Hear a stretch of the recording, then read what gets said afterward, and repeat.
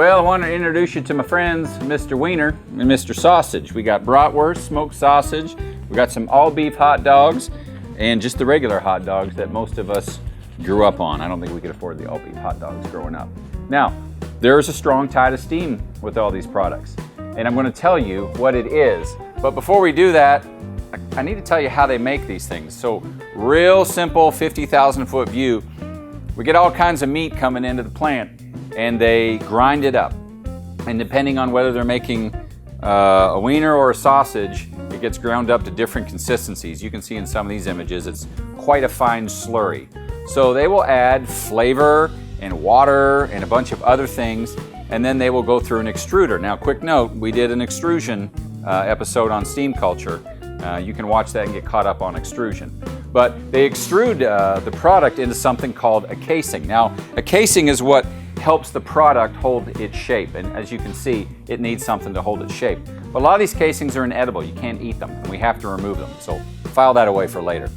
So now we have product in the casing. It goes through this process where they add some more flavor to it, and then it gets another process where it actually becomes cooked.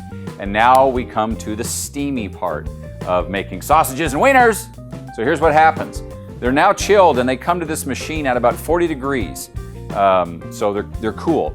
And they come to the sausage and wiener peeler, which is a fantastic piece of equipment.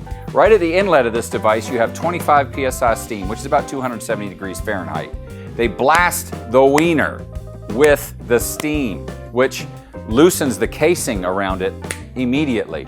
It's immediately shoved through a high speed blade, which scores the casing, all without leaving a mark on this, which is kind of incredible.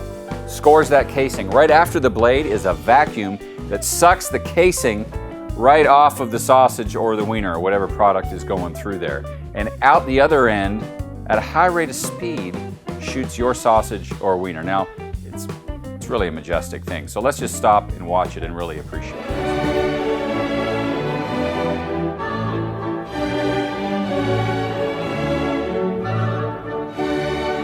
That is breathtaking right there. So as you can see, they go in with this heavy casing, they come out without it, and it's mostly because of steam. I mean, let's face it, the wiener owes a lot to steam, and we owe a lot to hot dogs and wieners because they're some of my favorite foods. So, and sausages, I should leave that out. So now you know what goes into making and producing the sausage and the wiener, so go make some. And while you're making some, go Google us, find us out there on the World Wide Weboratory. We got great content for you, and then I will see you next week with something fun. Later.